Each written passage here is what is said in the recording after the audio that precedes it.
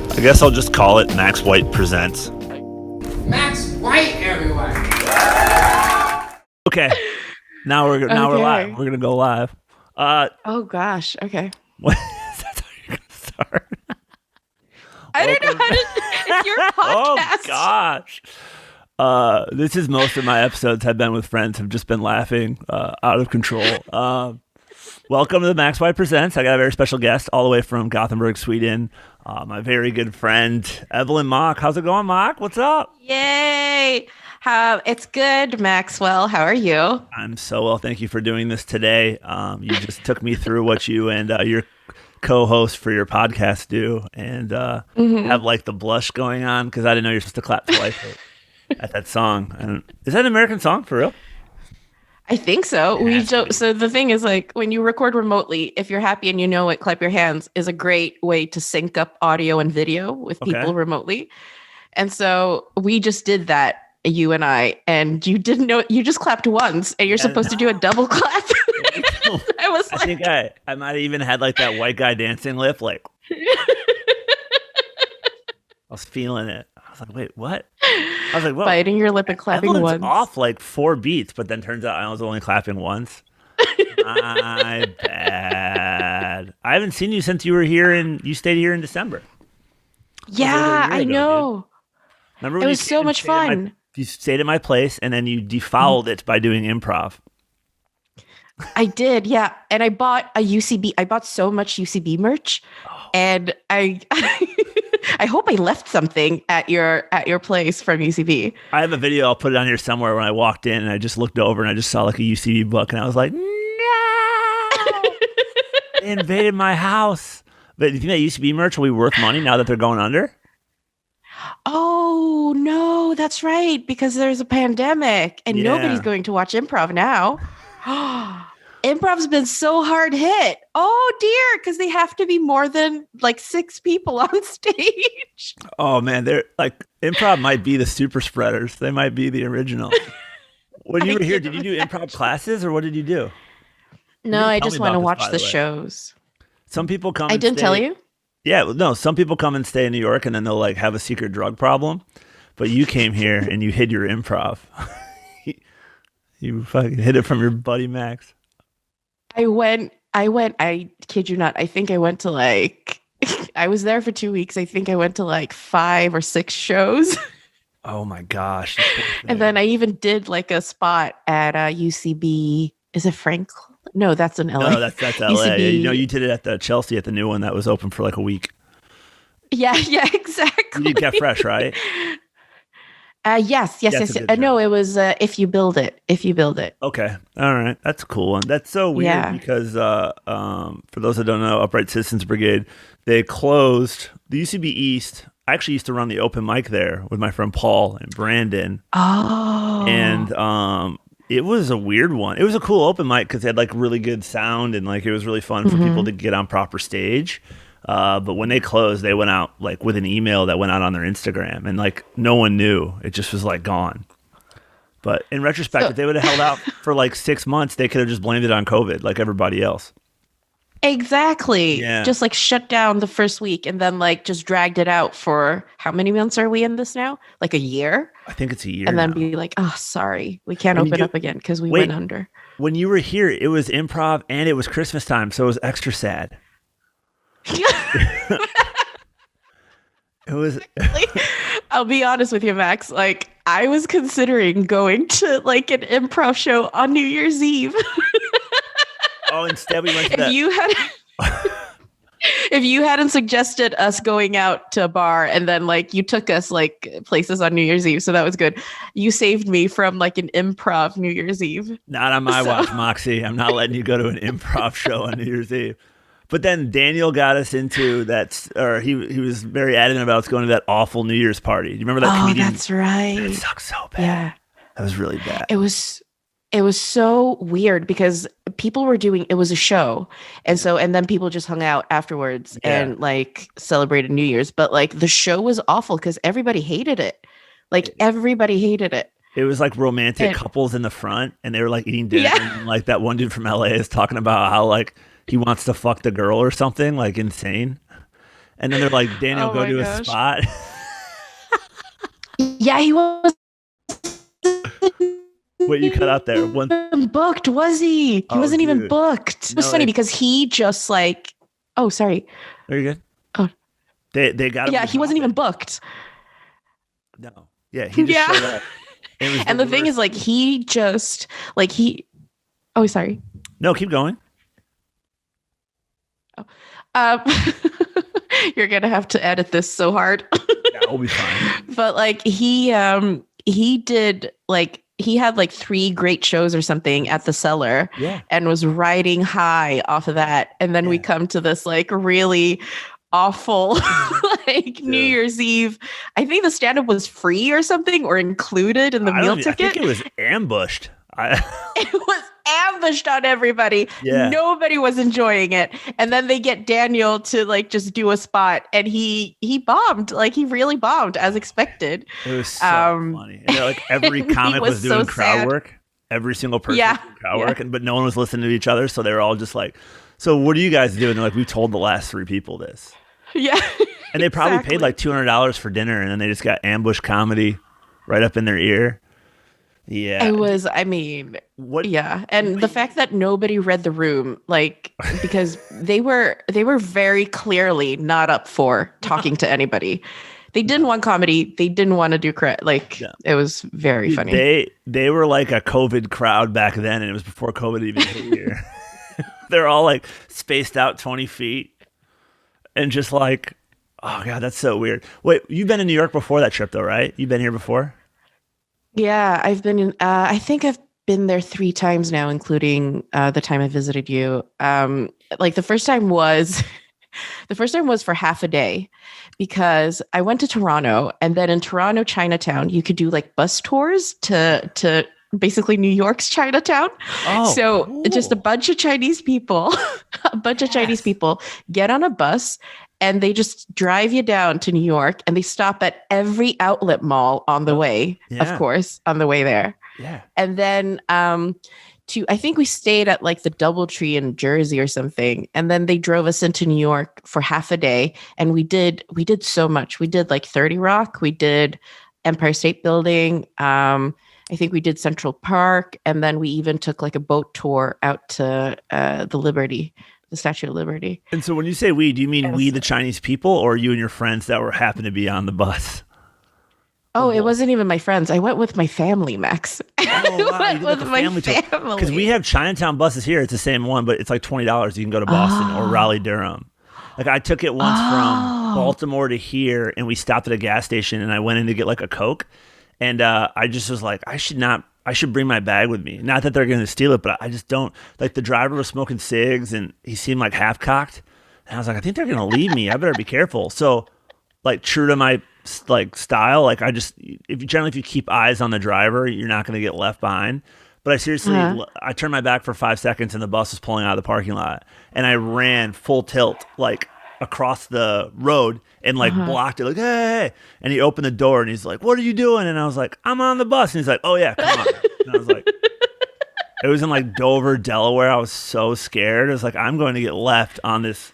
I remember I had an original iPod, so it was like in my pocket. It was like clanking around. It was original iPod. Very tried. It had like the little game of Snake on it. Yeah. That's so funny. I mean, was it a Chinese driver?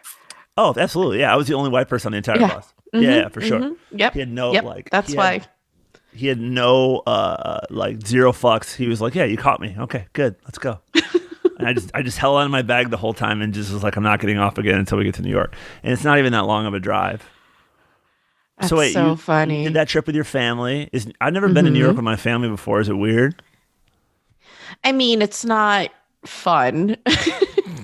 It's not like, because it's like when you go to New York, well, I was a teenager, so I wouldn't have been able to do a lot of stuff. But when you go to New York, you kind of want to experience New York the way we did it, which was like ending up at a random, which is improv, just yes-anding everything, then getting sold into prostitution because yes-anded the wrong person. It's basically when you travel with family, always when you travel, especially because my parents are Chinese, it's always just like you just go and eat food. That's all you do. And you just hang out with relatives. So you don't really experience. We swap it out. Like when I'm with you, though, that's all we do. And like Sunil, we hang out. We're like family. We go eat really good food. That sounds awesome. But you can't dive into nightlife is what you're saying. You can't get out there and do some dancing.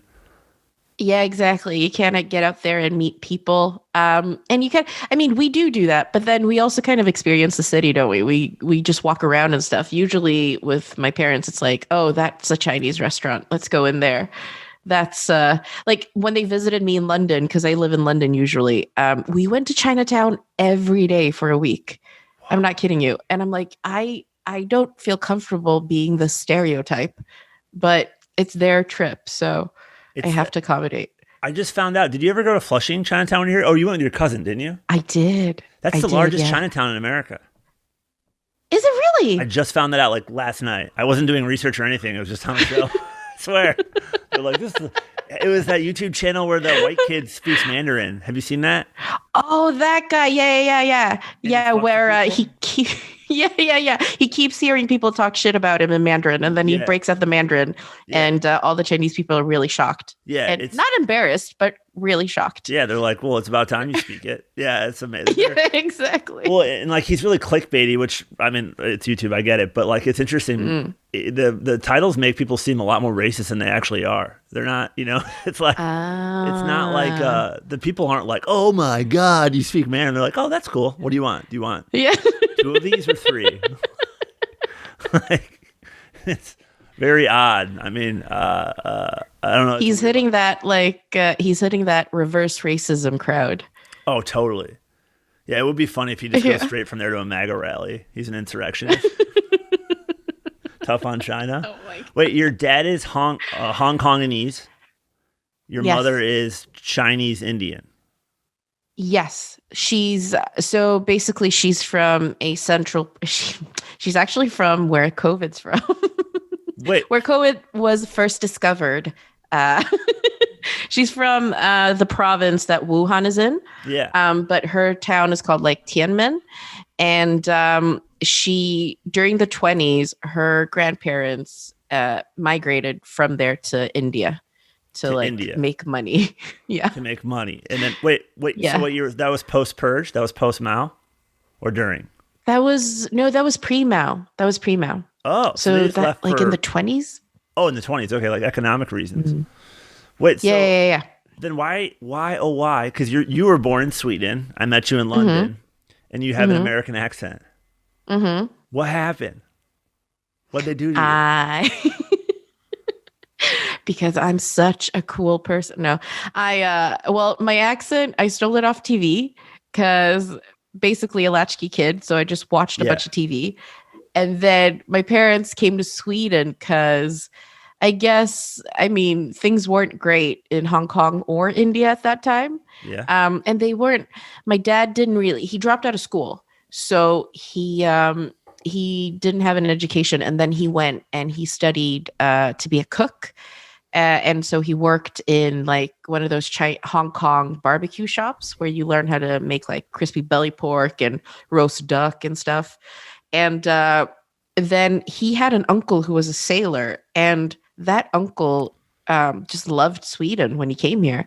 So he just kind of stuck. He just stopped in Sweden, moved here, and then he opened like the first Japanese restaurant in Sweden, even though he's Chinese. And so he kept just like getting people over from like people he knew and stuff, just giving them work visas. And that's how my dad came to Sweden. And then my mom came to Sweden because she was a family friend of theirs, asked if she wanted to go to Sweden to work, basically. And she was like, yeah, sure. But the intent was that she was going to get arranged married to their son. And that's your dad? No, that's not my dad. No. That's some other guy. Yeah, they did get married. They did get divorced. And I'll tell you the story. So recently my uncle turned 60. Okay. And so I never knew that my mom was married before until like I was, I think maybe 12 or something. And then, we don't talk about it. And then like my uncle turned 60 like in August. And so we go to this restaurant and we're having dinner and eating, and there's this like waiter just serving us. And then my dad just leans over and he's like, your mom was married before, right? I was like, yeah. He's like, that's the dude. And I'm like, what? The waiter? Yes. So like I'm just like eating, and I'm like, and then I just see my mom's ex-husband, and he's just serving like my mom and her current family and like her extended family, and I'm like, this is so awkward, dude. In New York, what's going on? We would call that getting sunned. Did they do that on purpose to like sunned? Getting sunned, like you got sunned, like embarrassed or like blown up.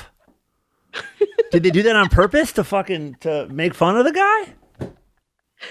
I don't know. I mean, maybe because my uncle knew who he was. Like my uncle like knew. And so like when he seemed pretty friendly with him. So I don't know if my uncle's been like friendly with him all of these years, but my mom was just like really like, she didn't even look at him. Like she didn't even like, and I'm like, surely, I think she was embarrassed, but surely you're the one winning here, right? Like he is surely the one getting sunned because you're sitting here with your entire family and he's serving you. So like he's still a server as well. So your family goes hard. I know.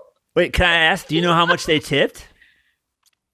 Oh, I don't know. Double sun. They put like $100 down or something. That is fucking I'm blown away. Wait, what kind of restaurant was it? It was a Chinese restaurant. Yeah. Like a high-end one or a low-end one? I mean, I would say a middle one. Oh. I mean, it's better than P.F. Chang's. Whoa. But it's like, it's not, it wasn't like the most fantastic restaurant I've been to, but like, it had like fancy dishes and nice music. Damn. There were white people there. There were white people there. That's an indicator. So, that's an indicator. That's an indicator. Nice. It has a nice Yelp review. Damn, your mom is gangster. She just sat there and took it. But who do you think arranged it? The uncle? Your dad? The uncle. Uncle, dad, mom didn't. Mom didn't know. Mom must have been Mom pissed. didn't. Was mom like pissed? She was so I think she knew that we were going to that restaurant, but she was like, because my uncle arranged it. Yeah. And I was just sitting there. I was like, why would he? I mean, his sister, because it didn't end well. Like it didn't end well. So I was like, why would he do that to his sister? Whoa. Like, or is he trying to, either he's trying to fuck with my mom or he's trying to fuck with the guy who, her ex-husband, basically. So I'm not sure. That guy probably owed him like $20 and he wanted to fuck with him. That's so gangster. Yeah. I don't even know. I'm beside myself with that story. Think of how bad that waiter's day was. I know. Just like, and also, like, because I'm her daughter, I'm like, how am I looking? Am I looking presentable? Am I looking successful? Because, I want to help my mom out here. Wait, you want to look hot for your mom's old husband? I want to look hot and successful and like a catch because I'm her daughter. And it's like, you could have been my father. Throw a spoon on the ground? Yes, exactly. Damn. Excuse me, could I get some more water? That haunts that guy to this day. He that's some shitty movie plot. Like basically he walks in with the whole old family. So then how did your mom came out of an arranged marriage, and then how did your parents meet? So they met, they worked at the same restaurant. So my dad worked for his uncle at this Japanese restaurant as like a chef. Yeah. So basically he would do the is it Benihana where they do the thing at the teppan? Yeah. That. Yeah, so he would do that throw the shrimp in your mouth? Exactly. Yeah. My dad has some like mad kind of skills when it comes to the teppan. And my mom was a waitress there. And I think my grandmother, my mom's mom, was like a dishwasher there and stuff. So It was like her family, because as soon as my mom got here, as soon as she got divorced, she just basically brought over her family. And so her family, a lot of people from her family worked at my dad's uncle's restaurant, and then my dad worked there as well. And so I think they honestly, like, my mom was really attractive when she was young. My dad was pretty good looking too, but my dad dated a lot of Swedish women. Okay. And so my mom was like, she wrote him off as like a player because he dated so many Swedish women. But then I think they hit like an age where marriage and stuff. And so my dad always liked my mom. And so he was like, all right, do you want to start dating and then get married and then have kids? Then, 20 years later, just go to the restaurant where we see your ex exactly. and son him. What age were they at when they got married? I'm afraid that story you just told is the age I'm probably rapidly approaching. Oh yeah, definitely. You're probably past it. You're 38? Yeah. How old are you? I'm 33. Dude, how old were they when this happened? They were, I think they had me when my mom was 32. Okay. My dad was like 30. No, my dad was 32. My mom was 35. Oh, I'm past it. I'm just that creepy bus. Like, I'm just the bus boy in the back that like never settled down. Stop there. Do you want to settle down? I don't know. I have no. It's a hard question. I think it could be cool, but then I don't know. That's like I'm getting red. I have no idea. Do you want to settle down? Are we making a business arrangement? Wait. Oh my God, could we? Dude. No, you know what? If we're single at like 40, yeah. Wait, let's Evelyn, kill that's each next other. November, No, basically. So let me get this straight. Next November? The next time, 2 Novembers actually. The next time I'm in London, let's go adopt some kids. Oh, that's so sweet. I'll do that with you, Maxwell. I think you'd be a great father. Wait, do you want to have kids and settle down? You're too busy. So I've actually been thinking about it a lot. And I think you're probably, I don't think it's your style to settle down, probably. You're too much of a free spirit. Are you calling me did I offend you? You're calling me No. I'm calling you, I feel like you're like John Mayer. Oh, thank you. That's the nicest comment I've ever received. I don't know much about him, but wait, did he get canceled? That works for me. I don't even get. I think he sort of got canceled before canceling was a thing, so he's like escaped it. That's good. He just made it. You get out there early. You get it out early, so no point trying to prevent the bomb from going off. You just let it go early. Exactly. Wait, so do you want to have a lot of kids or just one kid? Or are you gonna have a showbiz kid? Oh my God, if I could be a dance mom, I would love that. Just have my kid do all the work. Like if I could raise Selena Gomez, I would be so proud. I would. I've actually been thinking about it because I'm like, I really like kids, but then I was sort of like, I don't think I'm gonna meet someone. I basically resigned myself to being single for the rest of my life. And so I was like, I need to start getting comfortable with the fact that I'm probably not gonna have kids, but I've been doing a lot of therapy and just kind of work through my issues and stuff. But I think honestly, I do want kids, but I don't know if I would get them alone if I didn't meet anyone, because I think I've realized that what I find really attractive about a man, probably most attractive right now, is that if I feel like he could make a good father, I find that super attractive. It's, dude, I guess it's not weird because I'm 33, that's your biological clock just yelling at you. I know, right? And this also proves another theory I have, that this is what happens when there's no Edinburgh Fringe Festival for you guys over there. You we just want to have babies. You're like, I just want to have babies. But then come on, Moxie, keep your head up. There's another Fringe coming around the corner. I just read an article. They're going to do it in Fields this August. You could totally get pregnant there. That's true. I could do Edinburgh and have a baby. Yeah. Thank you, Max. I feel like people do it all the time. What would you name your kid? Do you know? Have you thought about it? That's when you know you're in deep water. Oh my God, of course. If you thought about it. Okay, you want to say it on here? Nobody steal my names, please. That's how I know that's how I know I'm like not a bad person, but maybe just not an ideal suitor, is that I have friends that don't tell they have kids and they have a new kid. They don't ever tell the names because they don't steal them, but they just tell me. Like, you're not gonna have any.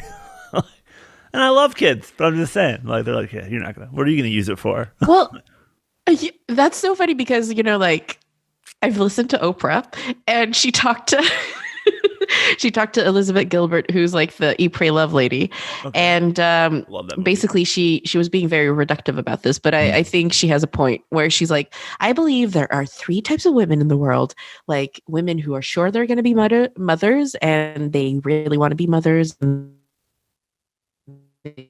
should, and then there are women who like kids but don't want to. They're like the aunties, and so that's fine. And then there are women who absolutely should not go near a child, like at all. And she's like, as a person, you need to figure out which type of woman you are, because if you end up in the wrong camp, that'll lead to heartbreak, blah blah blah blah. So I feel like that's the same for men. Probably you're the uncle, maybe. I'm a great uncle. Bill Burr had a joke about it, not to know a comics joke, but he said he's like being the uncle is like being friends with the guy with the boat. You just show up with a case of beer and then you're the hero, and then you leave, you're done. Like, it's way better when he says it, obviously. But That's wait, so what is funny. Oprah? Number 3 then? Should she not be allowed around children? No, I think she's an auntie. She's like an auntie. I think she has a lot of kids around. Like, she has people with kids. Like as those friends. South African school where they all got abused? She's a great aunt. Did they really get abused? Fuck yeah. Didn't you read about that? She did a whole special on how awesome the school was, and the kids got Catholic churched. That's a verb. I just made it up. That's great. Are you even Catholic? Oh, am I Catholic? Uh-huh. No, I'm not. No. Not at all. Look at me. No way. I was raised. I remember, like, I was. I was baptized, but I think it was only to appease like my dad's side, maybe, or something. My dad's parents. I'm not sure. But then, like, I remember I never went to church in my entire life, other than like weddings. And I did this like I did a youth group called Awana. Do they have that there? No. It's like a Hitler Youth rally, basically. I don't know. It's this group where I mean, you do look the part. Like, let's be honest, Max. You do look the part. I know. 6'2". But they basically, like, I would just go play with my normal friends, and then you'd get like a cool shirt to wear. But then one day they were like, I remember you would do the book work and you had to like recite like God stuff. See, that's how religious I am, God stuff. But like God stuff, that's funny. And I was like, I remember my lines. Like, that's no problem. I'll knock this out of the park. But then there's like a part in the chapter where like I had to go to church. Like, they were like, to keep coming here, you have to go to one church, like one like Sunday. And I was like really into skateboarding at the time, and I was like, you telling me what to fucking do? Like, I remember going home to my parents and like, we'll take you. Like, this is a great exercise in your personal choice and personal freedom. And I just remember being little in my mind and being like, fuck these people. Like, now I can't hang with my friends because I don't want to go to church. Like, that's ridiculous. So basically, I sunned them. Oh yeah. You sunned them. But there was a lady named Dottie that ran out. I'll never forget her. She's like this old, those like old people that have like, they're really cute and they're soft spoken, but then when you actually listen to what they're saying, they're fucking monsters. Like, yeah. The window dressing is so nice. But she told me that because it was when Madonna had that gap put in her tooth. Oh yeah. And this Dottie lady said that she was a prostitute, and that Madonna was a prostitute. Yeah, Madonna was a prostitute. I mean, which she's not wrong. Like, she isn't wrong. No, I was like 9. Like, come on. Like, that is like, you don't need to tell me that shit. Did you go to church when you were little? Do they have church in Sweden? They have churches in Sweden, and people get like, is it confirmed? Is that what it's called? Catholic when you church? do that thing. No, so it was like is it Episcopal? It's like Christian. Is Episcopalian, maybe? Episcopalian. Episcopalian. Yeah. Sweden. So the thing is, like, Sweden is super secular, but the weird thing is, like, every graduation in like elementary school, it's in a church for some reason, and then you sing psalms. But like, Sweden's super secular, and like people do belong to the Swedish church, but more out of like laziness, because I think you just end up, as soon as you're born, you are belonging to the church. So you have to actively tell them that you don't want to belong to it. And people just don't do that. So my Swedish friends would do the confirmation, because by doing the confirmation, they would get gifts. Okay. And so that's why they did it. Basically. Yeah, but that's nobody's like really. Okay. Christian. That's a good little scam, I guess. Wait, do you like when's the last time you were in church? Oh my God. I don't know. Well, probably like visiting Barcelona or something. I walked into the church there. Oh yeah, like Sagrada Familia. No, I'm talking about like religion church. Like religion church. Religion church. Ooh, I honestly think probably school. Like when I was like 17 or something. Have you ever dated anyone that's religious? I don't think I could do that. Oh, it's so gnarly. I got caught once. You got caught with somebody who was religious. Yeah, I didn't see it come across. And like we were hanging out for a while. And then all of a sudden, like out of nowhere, we were just like talking with some other people. And we were just like, I think we were definitely drinking. We're at a bar somewhere. And she's like, yeah. And I just accepted the fact that he is the controller of my life. And I was like, what the fuck did you just say? Like, bartender, another round. Like, what?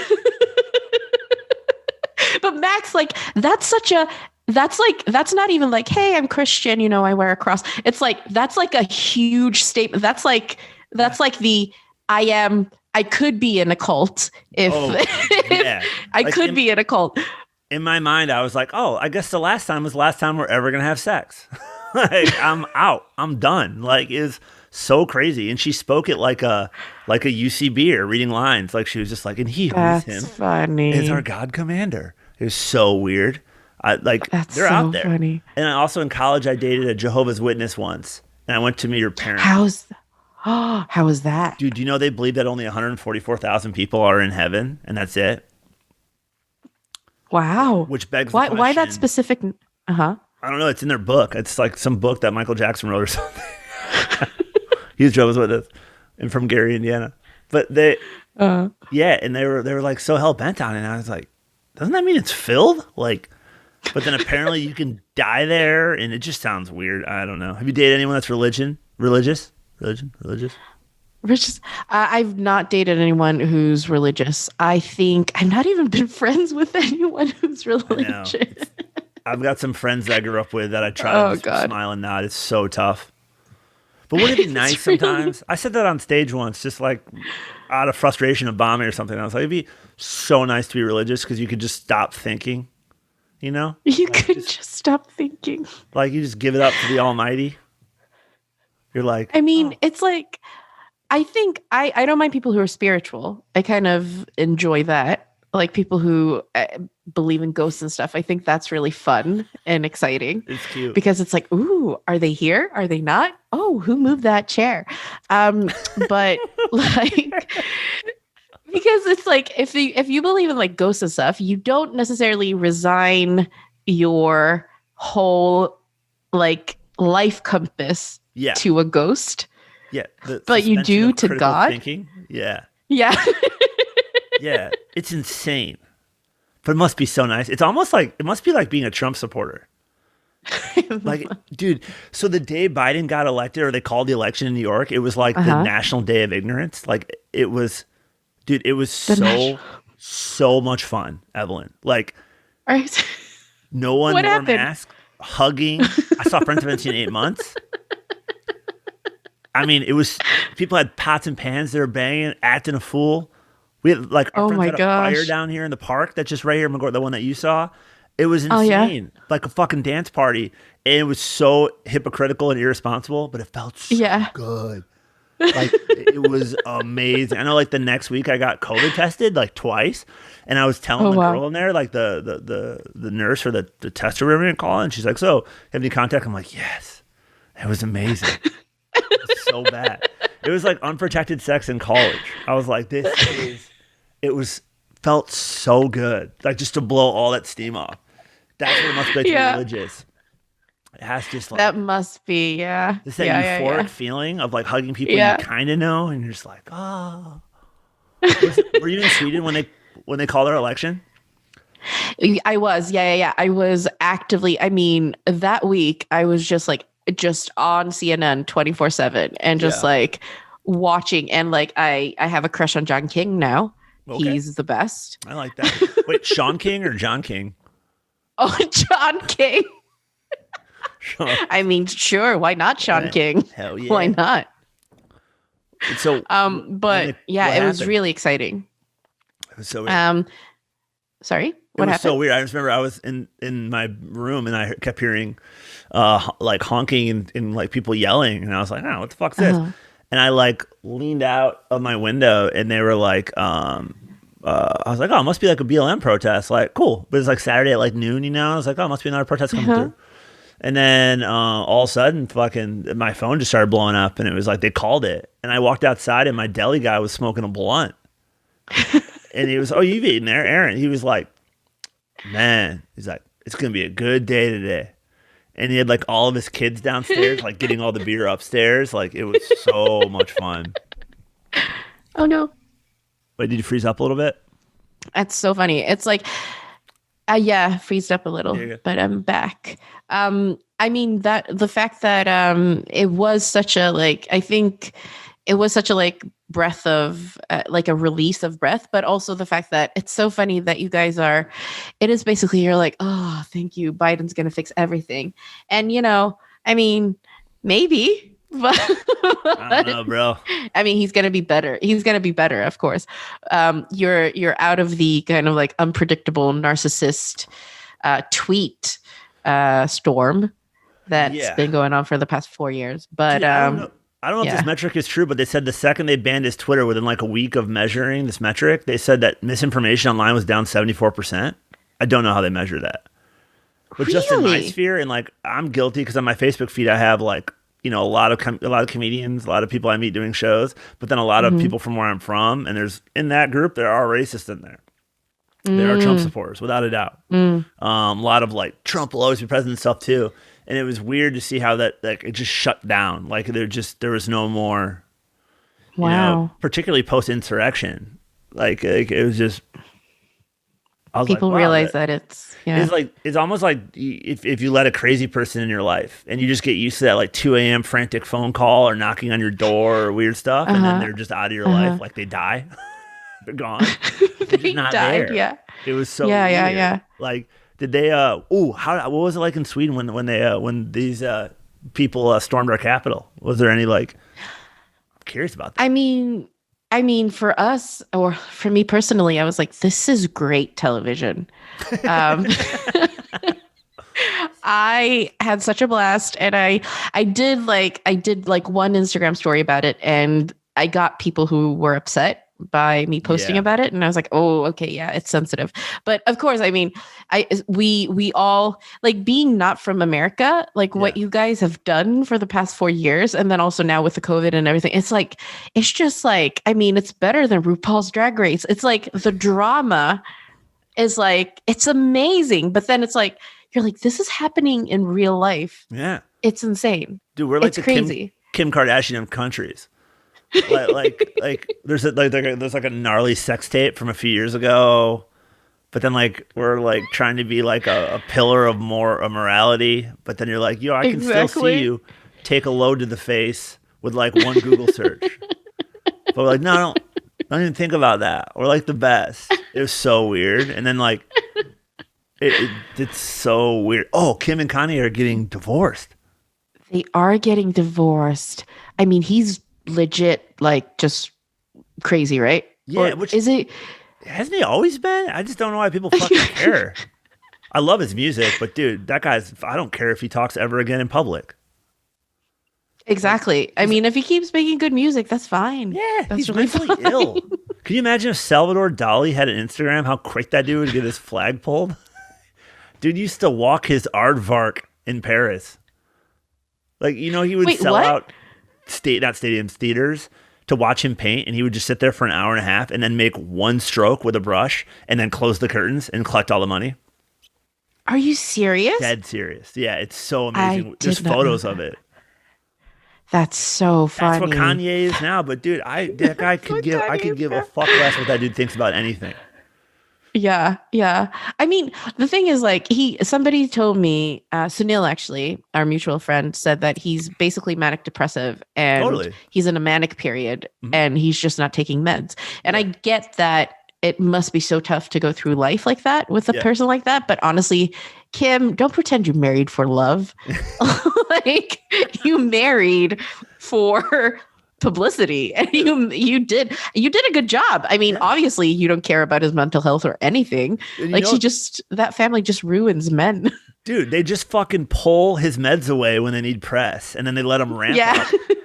He ramps up into a maniac thing, and then she'll put out a tweet like, oh, I'm petitioning for prison reform. Like, what the fuck is wrong with you? I mean, I get it. It works. It's just sad because at the end of the day, all that clout chasing is like, you're still not making anything. Like with all the, you know, art and everything like that. And you're like, at least Kanye is putting out a body of work. Like Kim's body of work is her body. It's her body. Yeah. Like what are they doing?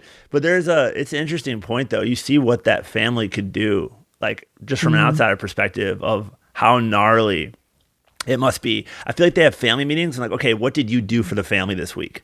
And then like that Bruce Jenner dude was like, oh, you've been pretty quiet lately, Bruce. What are you going to bring? And he's like, I got one for you. And boom, Caitlyn Jenner. Remember when that fucking asshole won Woman of the Year? Yeah. I got single moms where I'm from that are fucking the most boss ladies on the earth. And this fucking dude, lady now, wins Woman of the Year. That's what I think of America and like how ignorant we are. like you've been a woman all your life, you've identified as, but recently you've come out as one, and we're going to give it to you, Woman of the Year.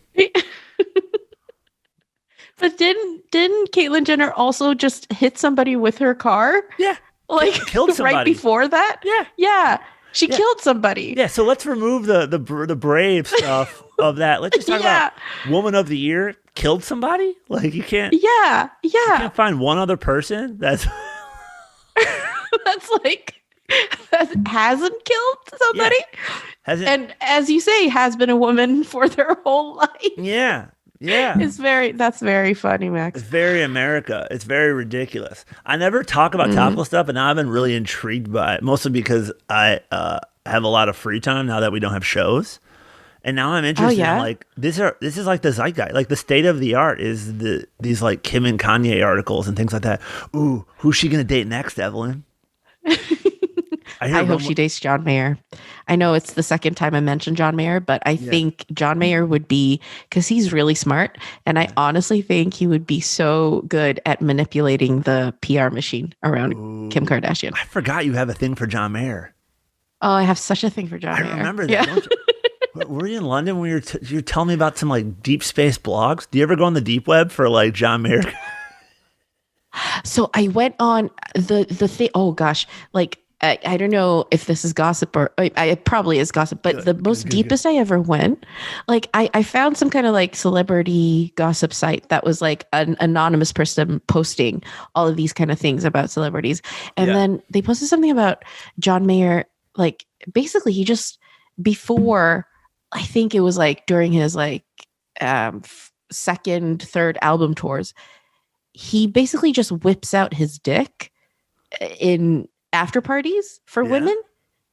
Yeah. And then like, I mean, some woman will go for it and then go and fuck him. But like Jennifer Love Hewitt. So he basically does like Louis. He basically did a Louis. He took Louis' joke? Is that what you're trying to say? Yeah. Damn, does his dick have a sleeve tattoo? That's interesting. I wonder. Wait, you're the one that got me into fucking watching his is his YouTube channel? Wait, no. What was the video of like when he like wasn't invited to the Grammys and he's just playing? You showed me this video. You know what I'm talking about? Oh, and he was just sitting in his basement playing, right? And he's like, you know, I can get invited, but instead I'm just going to get better and get better. I was like, that's a very human. I like that video. It's cute. I like that one. But it is very cute. Yeah. He pulled his dick out, huh? That was his style. Huh. Yeah, he would just pull his dick out and at like his after concert things, and they invited women back. So it's like, you know, I mean, he's a douchebag and he is that's what I love about him, because he is a douchebag, but he is so charming that, you know, people don't necessarily see it first. And then he will always write songs about the women he slept with. And he got a big shitstorm when he was explicit about sleeping with Jessica Simpson. I think. Yeah. And so that's why, No, keep going. Oh, that's why I enjoy his music personally, because when I look at just what his life is and I listen to his music, I'm like, this is perfect, because you're telling me how you thought of the situation, and I'm clearly seeing how you actually acted in this situation. Yeah. And it's like, you're the biggest fuckboy that's ever existed, John Mayer. And like, you get so much because you're such a talented dude. And I think he's a great hang. He's such a funny dude and he's so talented, but like the biggest fuckboy. And it's just so enjoyable to watch. I listened to an interview with him because he bought property in Montana, and he's like, he's like, I go to Montana when my ego gets too big, and he's like, I don't always like catch it, but when I first moved there, I was like, for the first 2 years, anyone that asks me to get a photo in this town in Montana or Wyoming, wherever his property is, he's like, if they ask me for a photo, I'll do a photo with them. That's like my gift to the city, right? Like I'm community. Like, yeah, totally. Like that's his thing. And I was like, that's a weird statement. But then he said after 2 years was up, people were like, give me a photo, and then he's like, no, and they're like, fuck you, and he's like, okay, all right, I'll do it. This is like so rad to be like, that's my gift, is you can take a photo with me. That's so odd. Yeah. Dude, what if you're just like at a party and John the guy? Wait, because he's saying that Your Body's a Wonderland about Jennifer Love Hewitt, right? That's what that song is about. Oh shit, is it about her? Yeah. I can imagine that. Then what song was about Jessica Simpson? Gravity?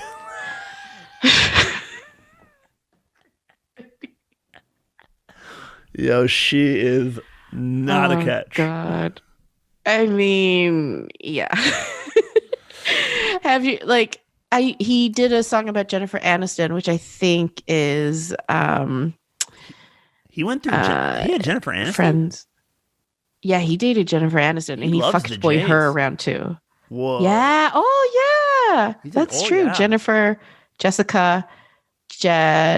again. Jennifer Love. He did Jennifer Love, Jennifer Ann. He also dated Katy Perry, and they did this horrible duet, which they then promoted on Good Morning America or something. That sounds awful. Called Who You Love or something. And they just sang about like, you don't choose who you love. And it was so cringe. Yeah, she seems like a fuckboy. I don't know much about her, but every time I've seen her talk, I'm like, oh, wow. She seems like an idiot. Yeah. Yeah, like real idiot. Like no, you know what she is? She's one of those women who, sometimes there are pretty women who think they're funny, but actually they're just loud. So that's Katy Perry. Just bludgeon you with fucking like cute things they think are cute. Yes. Yes. I saw an interview with her once when she was dating Travis Barker, and she said he was an ass man until he met me. And I was like, oh. Why would you say that? She must have great tits, but I was like, I get it. But that's like, you're already famous, wealthy, successful, not wealthy, rich, successful. Do you need to say it? Like you got to, like, that's got to be weird. And then, okay. See, that's why, I would normally shy away from gossip, but now I'm starting to really enjoy it. Is that because my mind's melting? I love this shit. I think it's really good. Probably, yeah. I mean, I'm a very good gossip as well. I think my mind is melting. I'm not gonna lie. Like, it's like, I think your mind is melting. Yeah. Dude, Daniel and I we've been texting all morning about Tiger Woods' accident. Did you see that? Wait, what accident? Tiger Woods broke his legs. Well, now they're saying it's just one leg. Like, he rolled his car at 7 a.m. yesterday, and LA hit emergency surgery. Like, he's fucked. They got rods through his leg. But do you really need your legs if you're playing golf? I think so. Am I being an idiot? Yeah. I'm so bad at sports because I was like, what was it? I told somebody that I used to play basketball, and they were like, are you good at it? And I'm like, well, I almost scored a goal once, but then turns out it was our own goal. And so, I'm not that. Luckily, I missed. And then he was like, just the fact that you refer to a basket as a goal tells me how good you were at basketball. Yeah. How awkward was the date after that? Just comparing your athletic stuff. Okay. Yeah, exactly. Yeah. Wait, I want to talk about this because you're writing your own sitcom right now. Oh yeah, yeah. And you did a live taping with Jamali? Yeah. I didn't know. Did you not know? I didn't know. This was ages ago. Did he tell you this? No, I found it online, and I just had Jamali on. Oh, like 2 episodes ago. You've gone deep. You scrolled very far down my Instagram page. Listen, I scrubbed mine. Dude, wait. Before we even get started, so I'm doing this live IG thing for a women's shelter in LA tonight. Okay. And it's just hear me out. Hear me out. They asked me to do it. It's a 1-hour conversation. I don't know why. I repeat, I do not know why. Right. And I got tagged in all this stuff, and I was like, "What is this?" I agreed to it. It's at like 7 p.m. LA time, so it's like 10 o'clock here, right? And I get the flyer, and they use the photo. I'm just gonna zoom, like I'll put it on the website too, but just to show you, this is the flyer, Evelyn, and then I'm gonna show you the headshot they used. Oh shit, I can't zoom it. I'm just gonna show you this. The guy went through my Instagram, so I did scroll, like I just went through and just got rid of a bunch of stuff. But this is the headshot they used. It's the photo of me when I was in the mountains for 22 days camping in a tent, and I came back to Brooklyn, and I went straight to my friend Crystalline's photo studio and got my photos taken for this like outside magazine, or not sorry, for this like outdoor thing that I'm working on. And now there's this fucking flyer out there in the world, and I got tagged, and I messaged the guy, and I was like, "Yo, can you not use a photo that I look like I hung outside the shelter bothering people?" I mean, Max, to be honest, that guy that you just showed me looks like he cares for, like he's the guy who would work at the shelter and be the like shoulder to cry on. But then then he gets into a relationship with like the women in the shelter, just one by one, and then ends up emotionally abusing them. Yeah, and then gives them the clap. And gives them the clap, like spot on. Dude, that's the guy. Wait, I want to look at it. It says benefiting Downtown Women's Center live on Instagram, and it's like, dude. And I texted him, and I was like, hey man, can you just use like I'm not shit, but like an official headshot? Is that cool? He's like, well, I didn't see any on there, and I was like, oh my god, dude! Like it looks like. That photo looks like I shouldn't be allowed within 500 feet of schools. I mean, it's hilarious. So it's great. That's tonight. I'm excited for it. People are going to be like, when they tune in. Why are you dude, he's like a friend of a friend. He seems like a nice guy. I didn't know that it was for, he said it was for like a charity thing. And I was like, oh man, it must be slow news day for me, like to have me involved. But like, I was like, oh, whatever, I'll do it. Then I saw it and I was like, man, talk about cringeworthy. It's the Katy Perry's of photos on flyers. Like, it's so great. Yeah. Or no, it's the Orlando Blooms of the most boring, bland man ever. It's the Orlando Bloom. You were okay. So wait, what's the sitcom with Jamali that you guys did a live recording of? I want to know about this. So basically, it was a sitcom. It's now. I hope it's out of my life now because. So in 2016, I pitched a sitcom about like. It was kind of about me, but not really, but about this girl who basically needs to get laid.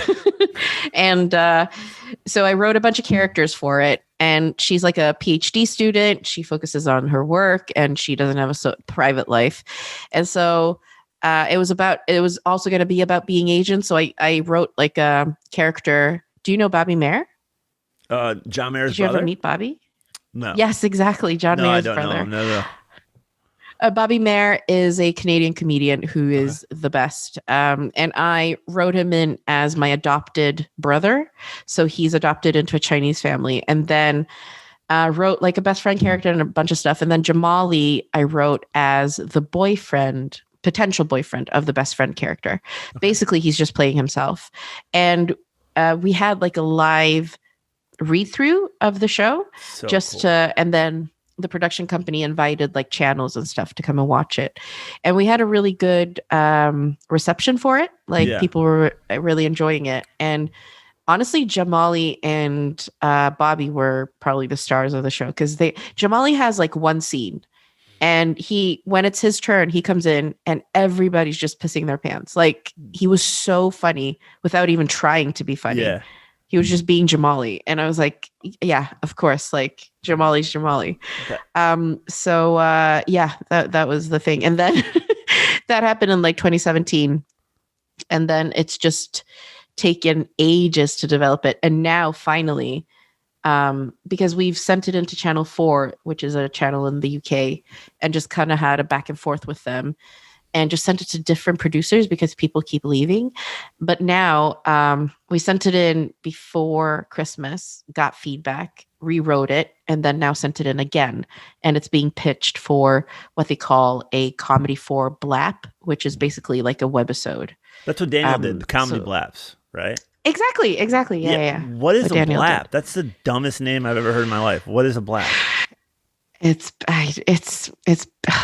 just like, it's a British way of naming something stupid. Okay, like, I get it. Just call it a web series. Just call it a webisode or whatever. Like, but what they call the it fuck's a blap? What now? Wait, I like the Swedish show you sent me that you're the star of, the television show that you sent me the English subtitle version. Wait, you're freezing up right now. You still there? Oh no. Okay, good. Sorry, you cut out, Max. Oh no, you're good. Well, I'll start that part over. Yeah. What did you say? Up. You cut out. So the Swedish television show that you sent me with the subtitles that you're a star of. Mm-hmm. I wrote it down here. The English translation is Course in Self-Annihilation. Is that right? How do you say it in Swedish? Yeah. Kurs I självutplåning. Jesus. You want to try? Yes. First word, go. Kurs. I själv. Ut. Plåning. That's worse than blap. Yeah. I tried. But it's an amazing show, Evelyn. I laugh so hard. I love that show so much that you're in it. And I don't want to paraphrase the plot, but is it still going to keep going or what? No, because thank you so much for being so nice about it. I think it's like you and like 10 other people in Sweden who loved it because our ratings weren't great. But the plot was so funny because it's like, are you a university student in it? You're a university student and you want more confidence, so you sign up for clown class. Yeah? Yes, exactly. I'm not a university student. I work as a insurance claimer. Okay. So I work in like an insurance office, and so but like basically I want to meet like-minded people or like just people who are kind of fun, and so and I've always had this like thing for clowning, so I just signed up for like a clowning course. Yeah, it's so fucking. And then whoever the guy is that plays your like really selfish gay best friend. Oh yeah, Jonathan. Yeah, he's so funny Jonathan. In that. Like he's such an asshole. Really funny. Like really plays it well. Yeah. And they just took it off the air. Or can you still find it online anywhere? I think maybe you can still find it on like the Swedish Broadcasting Network's website, but I probably have a link somewhere. So if people want to see it, I don't know who would listen to this who know me, but I could probably send it. Yeah. I love that show. All right, and then I'm gonna let you go here soon. But the last thing. Spider-Man. You're in Spider-Man. I'm in Spider-Man for like a second. Yeah. What was it like? That it was fun because basically it's the scene that I'm in. We're supposed to be in New York. Okay. But where it was filmed in London. And so, Tom Holland plays Spider-Man and he's tiny. Yeah, he's like, little. He's so little. Yeah. And like, so like the car pulls up, like I'm coming into set and the car pulls up and, you just drive past a bunch of trailers and his trailer is the first one. And like, as I'm driving by, he's just outside his trailer doing like crunch ups, like sit ups. Wow. And I'm like, this feels really actory and like kind of like Hollywoody, but like, I was so impressed by him because he's so serious as an actor. And that's what they do. They have to do that, especially when he's doing Spider-Man, I guess, because he's in an action film. But they just like have to take care of their bodies.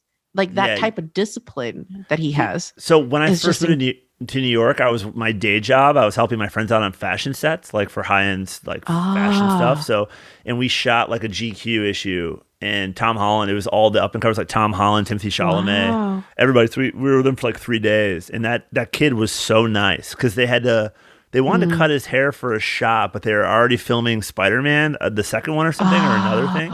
But I remember him talking to his best friend, who I think is his manager, and he's like, when are we shooting? They're like, July. He's like, fuck it, cut it. And they had like another friend of mine as a hairstylist cut his hair on set, and everyone's like, oh my God. They're like cutting his hair.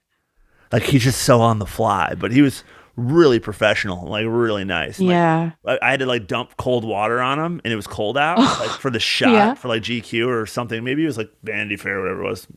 Doesn't matter. But it was like weird because you see the photos afterwards, and he's like looking all sultry. By the time he's like, "Give me a towel." Like, I was like the water dumper. I was like very, very, very awesome. Wait, I just found this out the other day about China. So, why are you bringing that up, Max? No reason.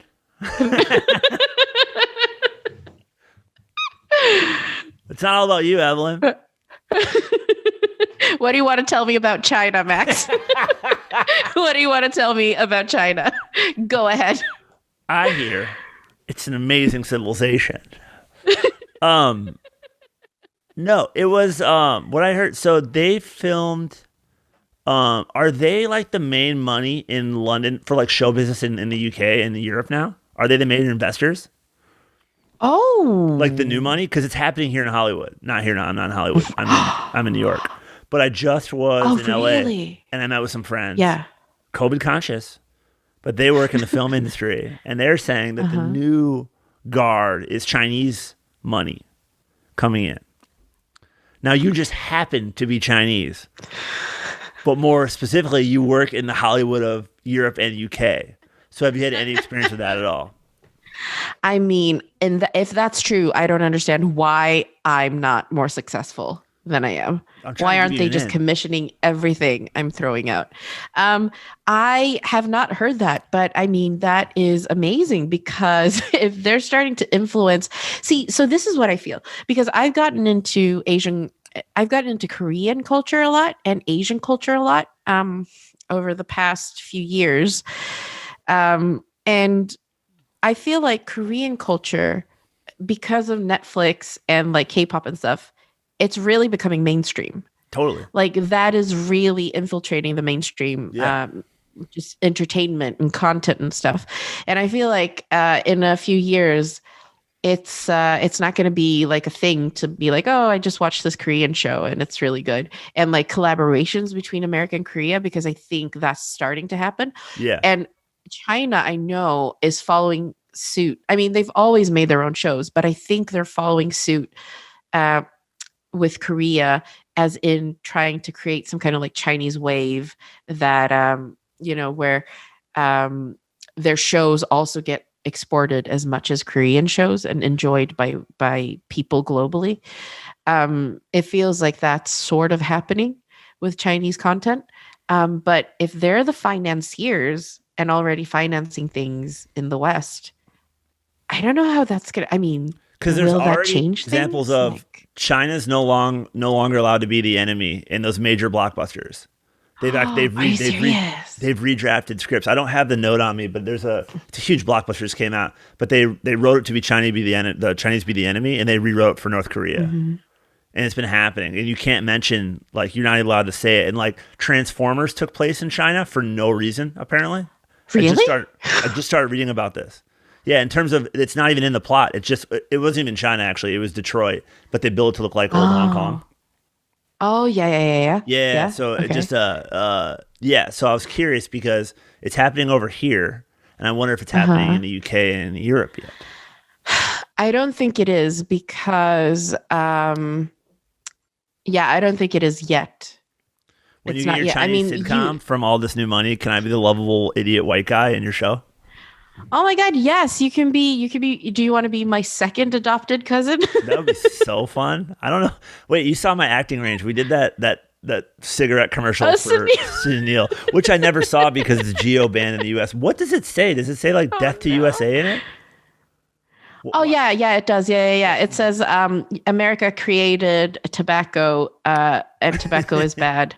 So you can't watch this. Oh, see it. I want to put it in my reel. Put Sunil, don't smoke. I need to have Sunil on here. We just threw shit at him. It was that was very weird. Wait, then Phil did What? it too. Remember we threw flour at him? What was it?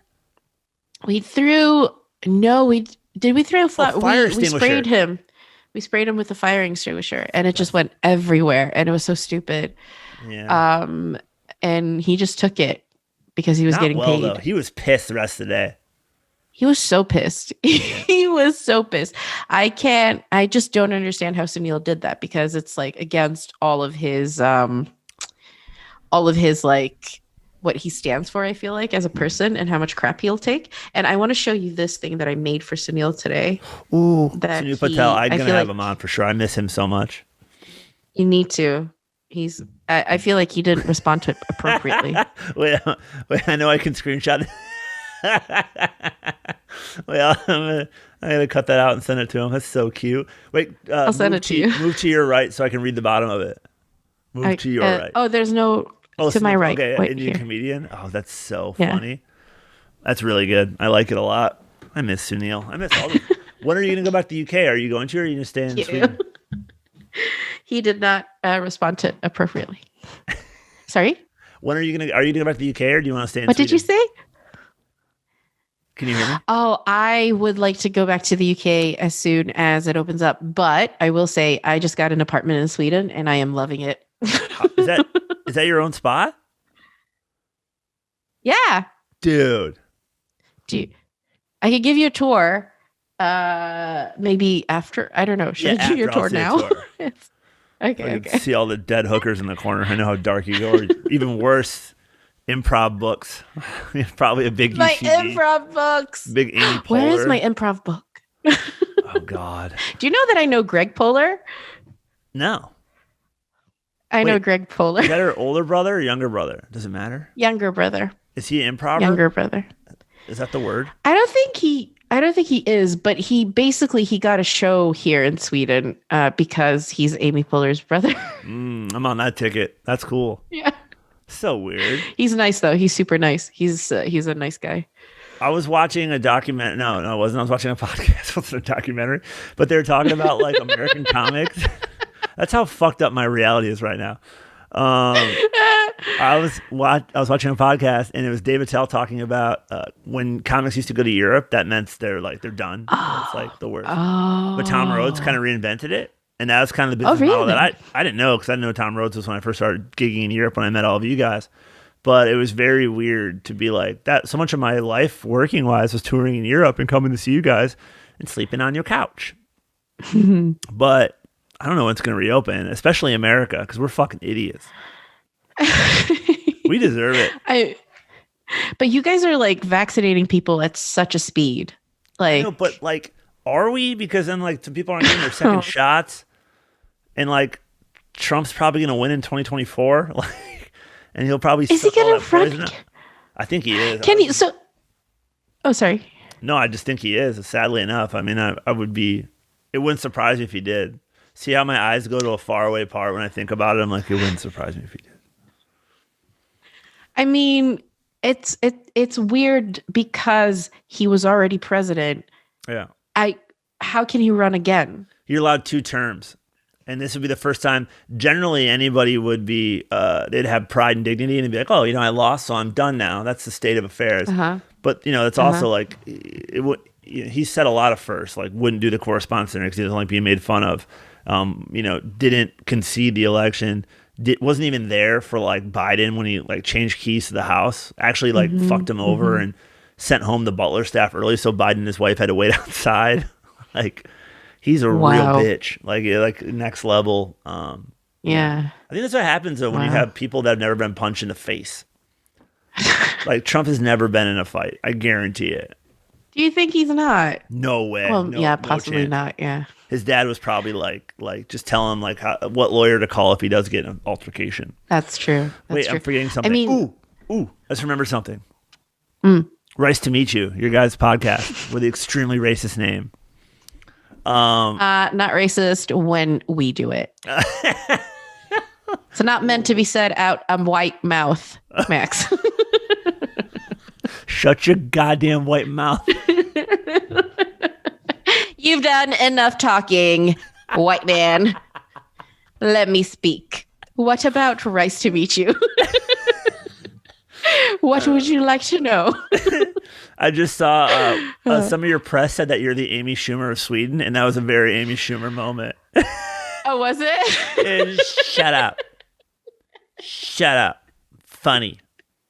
I'm funny. You just sound like an old gay man. That's what Amy Schumer sounds like. That's true. Oh old gay man. That's actually my friend. My friend Chris, when he does an impression of me, he pretends to be a gay man. Yeah. He's like, I'm Evelyn Mok. Oh my God, that dress is amazing on you. Apparently, I sound like an old gay man. Yeah, dude. And just have old gay men friends. Yeah. When she has her opener, like not her opener comic, but like before her shows, someone was telling me that it's her brother's jazz band that plays for the crowd first. Yeah. How fucking mean is that? Like white people jazz? Like you paid $200 to see some lady talk about whatever and fucking comedy, and then you have her to vagina mostly. Her vagina. 2 hours of mall jazz. Like, can you imagine that? Just like, they probably say things like dig it or cat. Just. Ugh. Oh my God. I hate jazz. I honestly hate jazz. But yes. That's good jazz. It's not that jazz. I want that to be the sound, but there's good jazz, not that jazz. Wait, so you and Nigel Ng, Rice to meet you. Podcast. It's awesome. I really like it. As an outsider who doesn't belong listening to it, as you tell me every episode. Yeah, apparently I'm super racist towards white people. That's so rad. On the show. You know what? We've legit. Yeah, thank you. Thank you. I want to claim racism back because there's a common misconception that people of color can't be racist, but I am here to prove you wrong. But we've legit got complaints, from white people who listen to the show. Because I think one time I said the white people are just basically like white transparent bags of meat or something.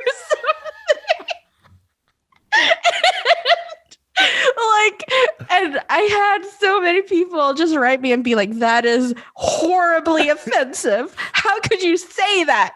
And I was like, honestly, I was just thinking of this Bender quote that he does in Futurama where he says that people are just bags of meat. I mean, that's how I look naked, though. You're not wrong. We're just bags of clear meat. You guys are building like a huge following on that. I mean, a huge part of that's how hard you work, because even when you were here, you were like on the couch the whole time, like editing the podcast. Oh, yeah. Just making sure you get in all those fucking bad things about white people. You're like, oh, wait, say it one more time. Exactly. But what are you guys seeing? Like, it seems like you have like a lot of fan like interactions, and you guys have a Patreon too. So that's like your new job, right? Yeah. It's grown immensely, and it grew during the pandemic, which is like, because I think honestly, it's so crazy, but we've been incredibly lucky that we started it like a few months before COVID hit. Yeah. And then it was like, oh, this is actually the only thing we can do now. And so let's focus on it. And it just grew and grew and grew because people are home. They didn't have anything else to do. And so we grew so much. And now it's like, I feel like we've hit a wall because we can't do guests anymore. Yeah. And we used to have a guest on, basically an Asian guest, and talk about like their experiences and stuff. But now it's just me and him, and it's kind of devolving into like just our dating lives and like my mental health and his like body. Like he likes to go to the gym. Are you serious? He talks about his abs and stuff. He's he's not like a hardcore kind of gym guy, but he's like, he talks about his abs a lot. Wow. Bold. So you don't know. Oh, you have to meet Nigel. I think you would love Nigel. I want to say in passing, but I think Chris Betts said that we had, and I don't remember meeting him. So not that he's unmemorable. I just don't think I met him. It was another white guy. I don't know. But he like, I like when you guys are together though, it's like, were you guys obviously friends before you started it, or did you guys go to like a Chinese forum and you were like, listen, any other comedians here want to start this? Like, I mean, we went to a Chinese forum, but it was, listen, any other Chinese person want to go out and eat with me? yeah, I've been part of those groups. It's very fun. Mm-hmm. When I first started in comedy, like, Uh-huh. my name is Max White. That's my real name. And like, I did Exactly. You can't even hide. I did mostly black rooms, like where I'm from. And they'd be like, dude, that's such a good stage name. Like, you gotta, like, you should fuck with that. Like, I was like, do I need to have a podcast called White to Meet You? Like, No, it should be called White is Right. dude, White is right. that's when I worked in real estate. That was gonna be my sign. I was like, would that be a little too edgy? Like, make the white decision. So bad. You could only work in the South, like the deep South. I don't know. Now that there's racists up north, and probably people come like, right on, brother. Like, right on. Are you, how do you like it? Like, do you miss performing? I do. Yeah, I think I do. Well, I think I don't know. I had a weird relationship with performing for the past few years because of some mental health stuff and some personal stuff. So I don't necessarily miss it, but I do miss interacting with people. Yeah. So I found that like doing it online is doing it via my social media is really, really rewarding. That's fun. But then I want to get good at stand-up again because I feel like my stand-up performance declined a bit. When's the last time you did it live? I do really want to get back up on stage. Oof. Zoom gigs don't count, right? No. Oh, how dare you even ask that? You have not left your apartment in a month, I can tell. You're fucking, Zoom gigs count, right? No, they don't. I did one for like a Google style company when the pandemic first started, and it was a lot. It was like, it was. I remember talking to Daniel about it, and I was like, dude, he's like, dude, throw them an insane number, and they took it. And I'm telling you, it was like PTSD tax. It was, and I figured out why, because I talked to Jamali about it afterwards. Like, I was having moral like issues with it, just about how bad I felt afterwards. It wasn't bad, but dude, they wanted like the Deer Hunter hour, like my last Edinburgh hour. Oh, I didn't like want it, but that's what I did for him. But when Jamali does it, he's like, dude, I just make fun of everybody in the room, and I was like, oh, yeah. You talked about like you were working on your mental health. Is that like a new path you've been kind of looking towards, or is it just because you're flexing on me because you're Swedish and have good health care and I don't? Are you sunning me? Both. No, it's been it's weird. It's like, well, basically, I've just kind of had a reckoning with myself and my I guess my inner stuff, because so something that when I was 24, I moved to London and I got into a friendship that turned out to be like emotionally abusive. Yeah. And then that ended in like 2015.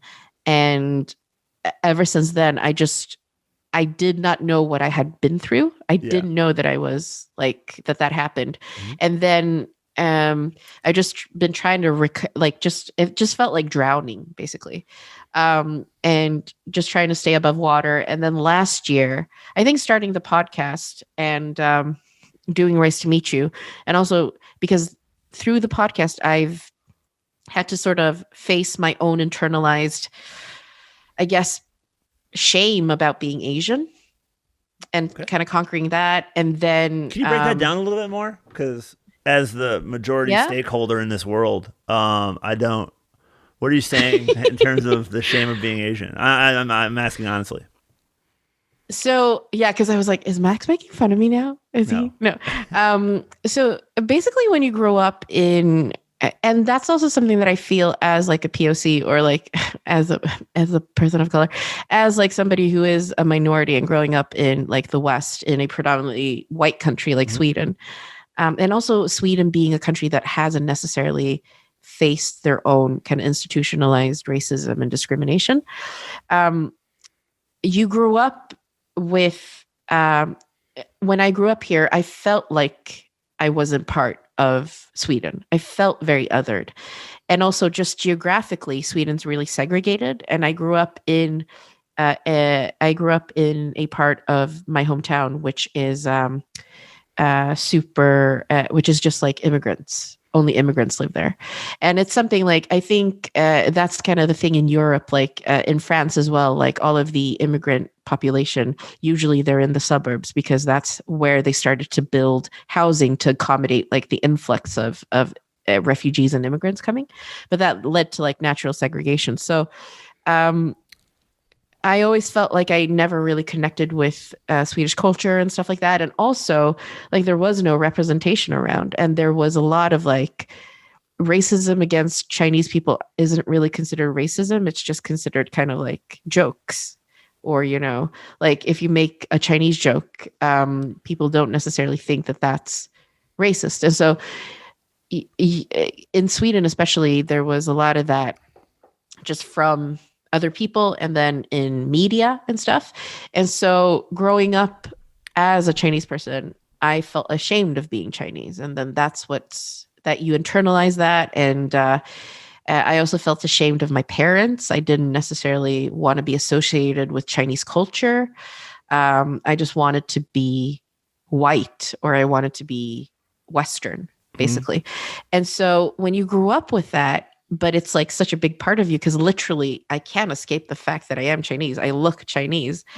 So you grow up with the shame. And so you end up like, you know, just hating a big part of yourself or feeling ashamed of it. And then, you know, as like just kind of being an adult, you start unpacking all of these things. And then when I started doing the podcast with Nigel, because Nigel Ng, he's a Malaysian comedian. He was born and raised in Asia, and he moved to the UK, and he was also in America, but he moved there as an adult. So he has grown up in Asia, and he is proudly Asian. And, you know, he just is who he is, because there was never this thing about being Asian there. He was just a person. And so when we started doing the podcast, like our perspectives kind of informed and clashed, and we started like understanding each other and understanding that, wow, you have a totally different experience of being Asian than what I have. And so just doing that, and through conversations with him and also conversations with all the guests we had, it was just like, oh, I need to face this thing that I've been carrying around, because it's denying such a big part of myself. And I think that that's like a big part of why maybe I'm not fully realized or fully maybe comfortable with myself. And so that was the start. And then the narcissistic abuse and stuff, that's just something that I discovered like last year. I realized that was what I went through, because I knew that I'd gone through something with this person that wasn't okay. But because she was basically gaslighting me and everything. And when you're gaslit, you just don't know what reality is. And you think that you're being overly sensitive, and because it's such subtle things that you're getting exposed to. And so you feel when you don't even know how to talk about it, because you think that people are going to think that you're being overly sensitive or you're being hysterical. But then I came across the term, or the diagnosis, narcissistic personality disorder, and started reading about that and watching stuff about that, and realized that, oh, that's what's happened, and that's what I've gone through, and all of these things that I'm reading about is like so accurate for my situation.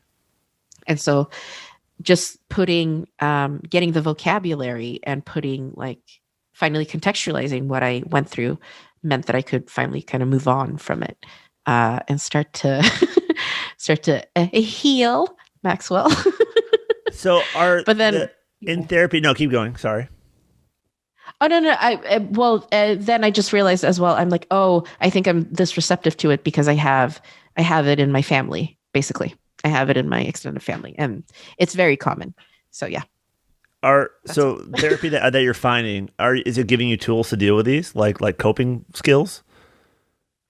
Yes. So I'm working with a therapist. She's not specifically she's more of like a counselor kind of thing. And we talk about, with her, I talk a lot about body image and being like a woman of color and stuff, because she's a woman of color as well. So I think that's her speciality. And we're talking about like decolonizing your body. And like, it's just like when you say this out loud, you sound almost ridiculous, but it's so interesting. And so, but with the narcissistic personality disorder stuff, I've watched, this is going to sound even worse, but I've watched videos on YouTube there's a psychologist there called Dr. Ramani. I don't know her last name, but she specializes in narcissistic personality disorder. And so she's just made videos on YouTube to kind of inform everybody, because apparently it's super, super common, but it's not identified because people don't understand it. And it's like, people don't talk about it. And there are not a lot of, I think, maybe psychologists who specialize in it and stuff. So, yeah. Does that prepare you for like future relationships? Like when you meet people, you're looking out for red flags? So I think it's both good and bad, because it definitely makes you look for things. But then I think I'm trying to be careful to not go the other way, where it's like I'm looking for it and then like assume that everybody is, or like something that people do. Like for instance, now like I was sort of chatting with this dude, and I was like, okay, what's the catch here? Yeah, because I'm like, he can't possibly be attracted to me. Like he can't possibly be. So what's the catch? Like, is he a narcissist? Like, so it's like, so I think I need to be careful with going the other way, which is like, thinking that everybody is one. Yeah. If you train to be a hammer, not everything's a nail, like that style thing. Exactly. That's how my racist uncle would say it. Is that so? What a wise racist uncle. I know, it's the wise racist uncle. That's a good podcast. You can use it. You can make that one. Thank you. What are you saying? So are you noticing, like, so are you taking this time? Obviously, it seems like they call it the COVID pivot, whatever, though, to like flourish versus like rot. So you're got this podcast going. A lot of people are rotting. A lot of people are. Dude, I'll go have like a COVID beer, which you call, or like with someone around here, like a comic that you might know, and motherfuckers are grabbing at straws. Like, it's sad. He's like I know this one dude I climb, a guy that I climb with, man, he is like not doing well. Like him and his girlfriend, they're just gonna like ride it out, like inside their place. And like when they go outside, like they don't, it's like, it reminds me of like my friends who just got out of prison or something. Like they won't sit with their back, that's not against the wall. Oh yeah. Kind of going like this. Like, it's not normal, but you've done it. You've like rolled with it. You're working on your mental health. And then you're also doing that too. Are you getting a lot of people, like fans of yours, that are reaching out and like appreciating you talking about the mental health? Yeah. Like, that's so weird that you would know that, or maybe it's not, but like, yeah. A lot of people reaching out and being like, and really appreciating it. And especially because we have like a majority Asian kind of demographic, and mental health is not. Yeah, exactly. I hope I bring the Asian demographic to your podcast, Max. I hope so. Happy to have everybody. It's just great. Please rename it then to White Racist Uncle. Wise Racist Uncle. Or, okay, I like it. But I just noticed that like these vessels of tools, and like I took a long time off of podcasting, and like even coming back, it seems like, I think I stopped in 2018 with just the audio one. But now I get like a lot of direct messages that people were, maybe it's also too, I never did one on video like my own before. But I'm noticing a lot of people, and it's not always nice. Like, ooh, what's the worst thing you've gotten? I mean, that isn't going to bum you out by repeating. Have you gotten like some gnarly messages? But I've gotten, not that bums you out. Oh yeah, by saying it. Yeah, I don't want you to. No, I think, what was it? Well, I did get a death threat.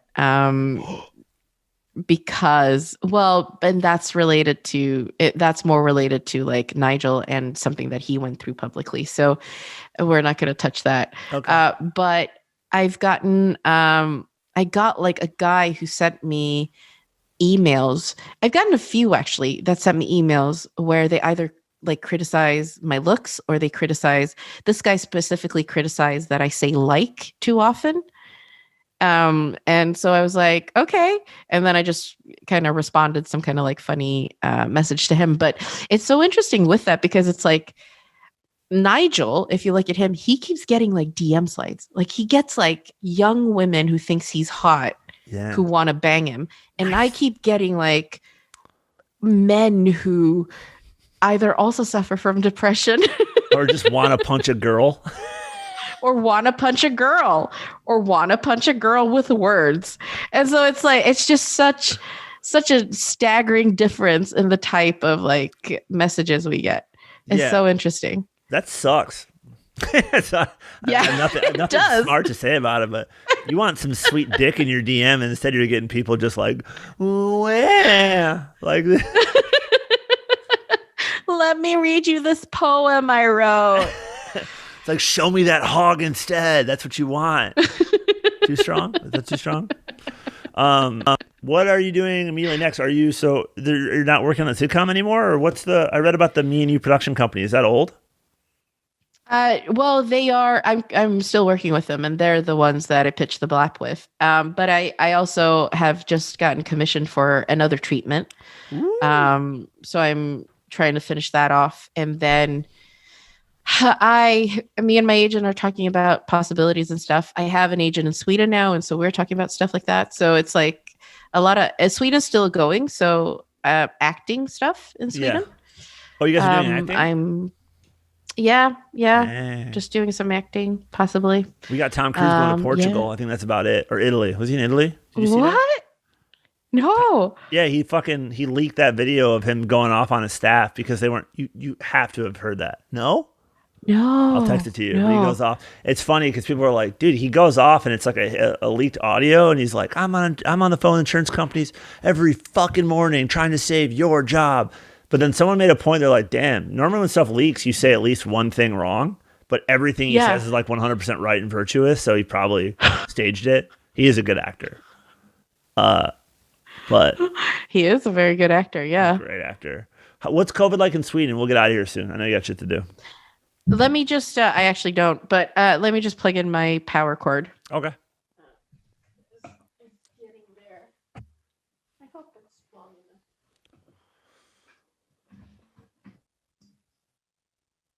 Oh, it's freezing up.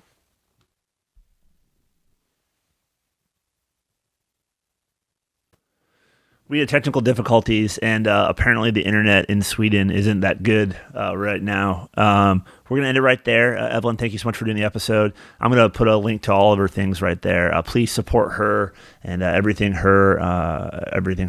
she's doing.